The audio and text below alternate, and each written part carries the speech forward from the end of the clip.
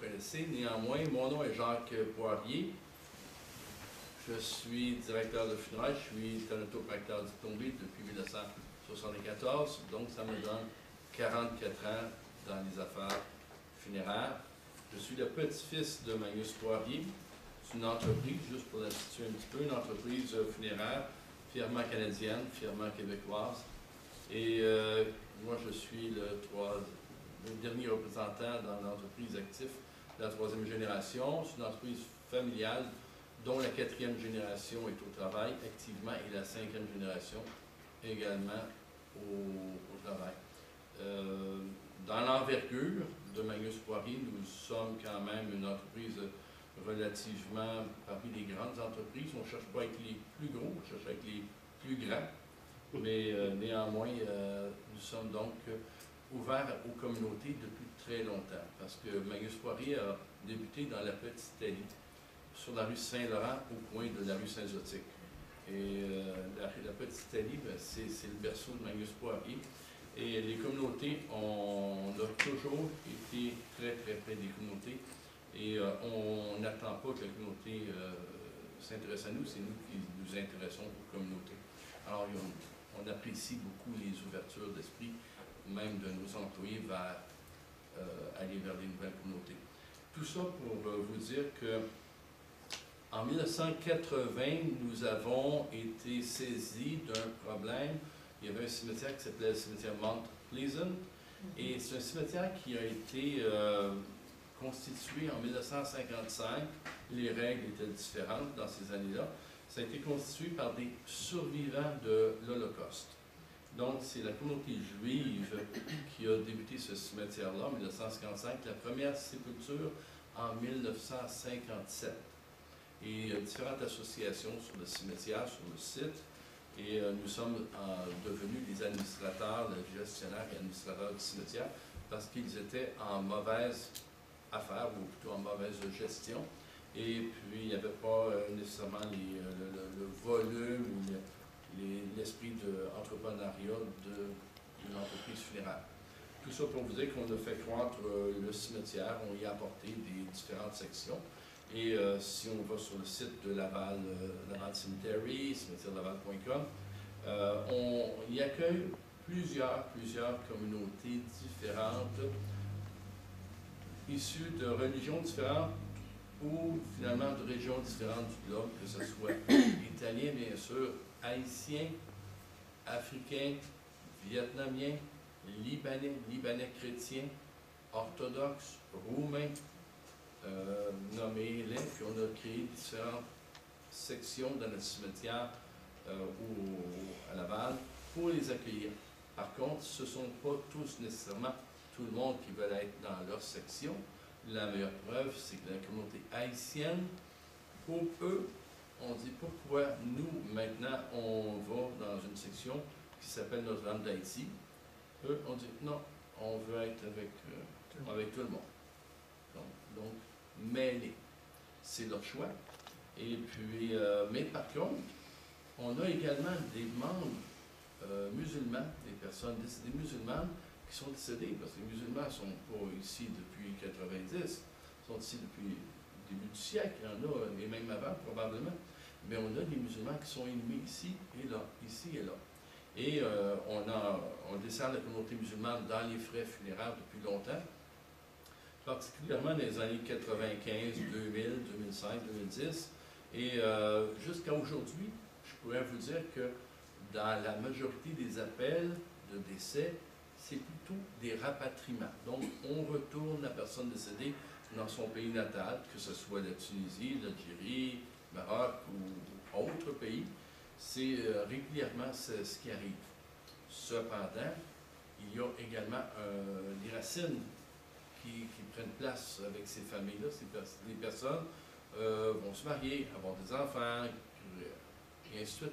Et à un moment donné, finalement, j'imagine que les personnes commencent à penser que si mon corps est rapatrié en Algérie, mais comment mon épouse fera pour venir me voir, ou mes enfants, ou mes petits-enfants, ou mes arrière-petits-enfants, mon frère, ma soeur, et ainsi de suite. Alors qu'on voit donc un accroissement des demandes pour avoir une sépulture ici au Québec, au Canada. Alors, il y a quelques années, on voyait aussi qu'il y a également un cimetière musulman qui a été créé, je ne sais plus exactement à quelle date, mais au début des années 2000, plus ou moins, sur la montée Masson. Et je ne peux pas vous dire je sais, que certains cimetières ne répondaient pas aux aspirations des personnes. Alors, on a eu des approches, on a été approchés par différentes personnes, différentes associations, et on nous a sensibilisés aux difficultés que la communauté musulmane avait à avoir leur section à eux, quoi qu'il y avait déjà des sections à eux, mais dans la façon qu'ils désiraient l'avoir. Alors, moi, j'ai eu des contacts avec Mme Manjira Belkacem, M. Hakim et d'autres personnes aussi également. Et les personnes nous ont sensibilisés avec le temps. Et on a créé une section, un carré musulman. Et le carré musulman a une capacité d'à peu près, plus ou moins, 2300 sépultures à l'heure actuelle. L'ouverture a été faite à l'automne 2014, 2015, hein, exactement. En 2015, et il y a à peu près 50 sépultures. Donc 50 personnes ont été ensevelies à notre cimetière. Et il y a également un nombre relativement intéressant, important, de personnes qui ont dit « Moi, je veux quand même acheter un espace auparavant, un pré-arrangement. Un pré-arrangement funéraire, mais qui comporte les biens de cimetière. » Contrairement un petit peu aux Québécois ou aux Canadiens, qui, eux, vont penser aux besoins funéraires sans nécessairement accorder toujours une importance au cimetière. Des fois, on ne se rend pas jusqu'à cette partie-là. Mais dans le cas musulman, c'est plutôt cette partie-là qui est le plus importante par rapport à la partie funéraire. De ce fait, on a été contactés, on a été convaincus également, et on a pris la décision assez rapidement et assez facilement de créer cette section-là. On avait des demandes et on nous a demandé de regarder ce qui se fait ailleurs pour la communauté musulmane. Et par contre, dans les propos des échanges que j'ai eus avec différentes personnes, c'est sûr que les personnes qui viennent chez nous, au cimetière Laval, savent, le constatent, qu'il y a différentes communautés juives. Alors, les musulmans qui sont élus chez nous constatent rapidement qu'il y a la communauté juive. Les Juifs aussi ont constaté que les musulmans prenaient une place importante, ainsi de suite. Mais, globalement, ça va bien. C'est parfait. L'harmonie est là, elle existe. Et les standards de qualité ou les standards de travail sont les mêmes pour tous de notre côté. Et les règles s'appliquent les mêmes pour tous. Forcément, on va avoir un cimetière qui va être avec de la pelouse, des aménagements paysagers floraux, légers et tout, mais peut-être qu'en Israël, ou au Liban, ou au Maroc, les décorations de cimetières sont différentes. On peut mettre des pierres et ça. Bon, chez nous, il y a des règles pour l'entretien. Évidemment, il y a l'hiver, il y a des fleurs de soie, des fleurs artificielles. Et évidemment, à un certain moment donné, il faut appliquer des règles. Et les personnes, finalement, quand elles comprennent le bon sens de ces règles-là, ils voient les résultats aussi, l'harmonie, la beauté du cimetière, l'entretien, faciliter les personnes optent par. Ils comprennent tout à fait le bien fondé des règles que nous avons établies. Alors, on a également établi que ce qui est important entre autres, c'est pas important, mais un des facteurs importants, c'était de pouvoir y faire la sépulture dans un endroit, dans le sol, un sol qui est, mettons, drainé. Alors, c'est sûr que, globalement, c'est possible d'avoir un sol exempt d'eau, mais le cimetière, la section laquelle on utilise, elle est surélevée. Donc, l'eau naturelle qui arrive, les pluies, la neige, et ainsi de suite, l'eau peut arriver et l'eau percole et se rend au niveau de la nappe phréatique, prend son niveau naturel. Donc, ce qui fait que nous avons pu offrir des sépultures, nous offrons des sépultures dans un endroit qui n'est pas absent d'eau, mais dont l'eau est gérée. Peut-être que pour un Québécois, ça n'aurait peut-être pas autant d'importance. Mais nous, on sait que pour la communauté musulmane, ça a une importance réelle. Alors, on prend compte de ça, puis on le fait. Alors, et également, on a tenu compte des orientations de sépulture, ainsi de suite, mais toujours en accord et en consultant les personnes qui sont les experts ou les personnes qui ont des connaissances particulières. Il faut éviter de prétendre qu'on connaisse tout dans le domaine funéraire. Quand on récupère et on prend des informations des nouvelles communautés, ben, on veut desservir, ben, il faut les consulter, il faut en apprendre, puis évidemment, quand ça peut s'appliquer, ben, on le fait. C'est comme ça que nous avons débuté en 2015 nos relations particulières au niveau du cimetière. Au niveau funéraire, bon, on le faisait auparavant. Puis, ce que l'on a fait, c'est que nous avons pris un de nos complexes funéraires et on l'a transformé en mode opérationnel musulman avec les rites funéraires musulmans disponibles sur les lieux. Tous les rites funéraires sont faits par des personnes de dénomination musulmane. Et ça a été un petit peu, finalement, une excellente chose, évidemment, qui a été appliquée avec l'aide des personnes qui sont ici présentes.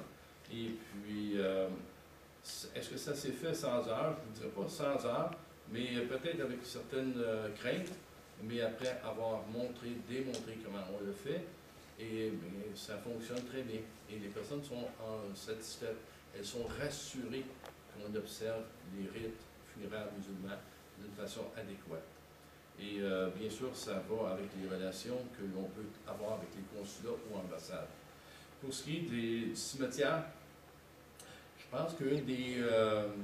mais vous en avez peut-être débattu, mais je pense que moi, j'ai appris beaucoup des communautés musulmanes. J'apprends toujours, que ce soit avec les Vietnamiens, bouddhistes, ainsi de suite. On apprend beaucoup. Et j'ai vraiment beaucoup apprécié d'avoir les contacts avec la communauté musulmane. On a appris aussi que la communauté musulmane, lorsqu'elle arrive ici au Canada, elle se demande,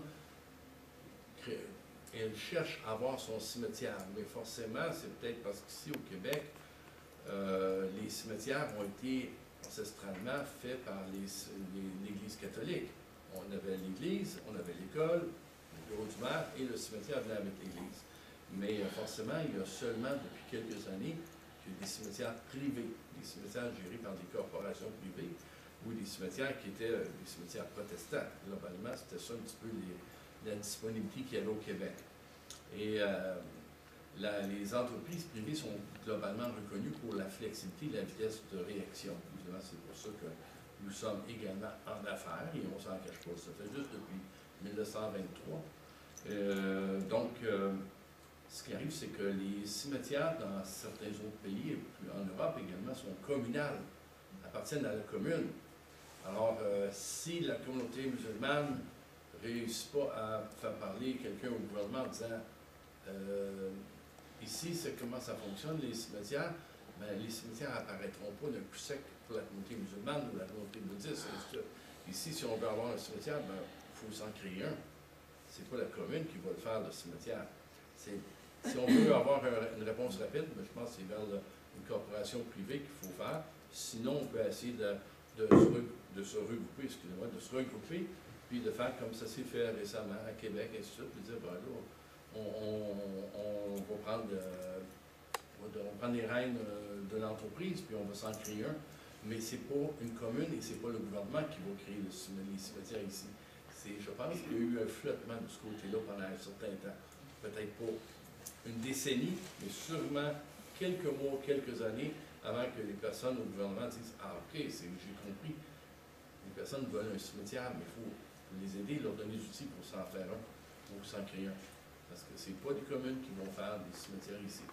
Et l'autre chose aussi, c'est que, et là, vous me corrigerez si je n'ai pas les bonnes réponses ou les bons propos, c'est que dans certains pays musulmans, les funérailles sont payées par l'État, sont payées par le pays. Et c'est pas comme ça ici. Alors, ça amène des inquiétudes. Lorsqu'un décès, puis le décès survient à l'hôpital Saint-Rosemont, Charles-de-Moine, je ne sais pas trop, et que les personnes n'ont pas compris encore cette façon de faire là, canadienne, québécoise, nord-américaine. Et donc, les personnes, on découvre qu'elles doivent assumer les frais funéraires. Elles doivent assumer les frais funéraires et les frais funéraires qui sont quand même notablement assez dispendieux quand même. Et il n'y a pas d'État qui va venir récupérer la personne ici pour procéder aux funérailles, comme peut-être au Maroc ou en Tunisie, et tout. Ici, il faut que les personnes l'apprennent, puis c'est pas l'agent d'immigration à Pierre-Éliott Trudeau qui leur dit en arrivant. Donc, c'est d'autres membres de la communauté qui doivent éduquer les personnes, juste à dire, il faut se préparer un peu, il faut être au courant, et il faut avoir des outils. Évidemment, la meilleure chose pour avoir les meilleurs outils, c'est d'avoir un peu d'argent de côté. Ça fonctionne toujours bien. Sinon, il y a des organismes comme l'Association de sépultures musulmanes qui arrivent en aide, qui peut donner de l'information, et ainsi de suite. Mais c'est une réalité que la communauté n'est pas toujours sensibilisée, mais il y a un travail qui se fait dans ce sens-là. Donc, les personnes s'aperçoivent, au moment du décès, s'ils n'ont pas eu les moyens de s'informer auparavant, qu'ils doivent débourser des montants. Et que les cimetières, les cimetières, il n'y a pas de cimetière gouvernemental qui va venir, le gouvernement ne vous offrira pas comme ça se fait en France ou en Belgique ou dans certains pays arabes. Alors, c'est comme ça que ça se passe un petit peu. Et notre offre, on l'a fait depuis 2015 et ça fonctionne bien. On réussit à se desservir les personnes. On ne prétend pas qu'on a les solutions. Nous sommes un des cimetières qui font les frais de les sépultures pour la communauté musulmane. Il y en a plusieurs autres. Au moins, démocratiquement, les personnes ont des choix. C'était mon petit exposé. J'espère que je n'ai pas trop ennuyé. Merci, M. Poirier. Alors, exceptionnellement,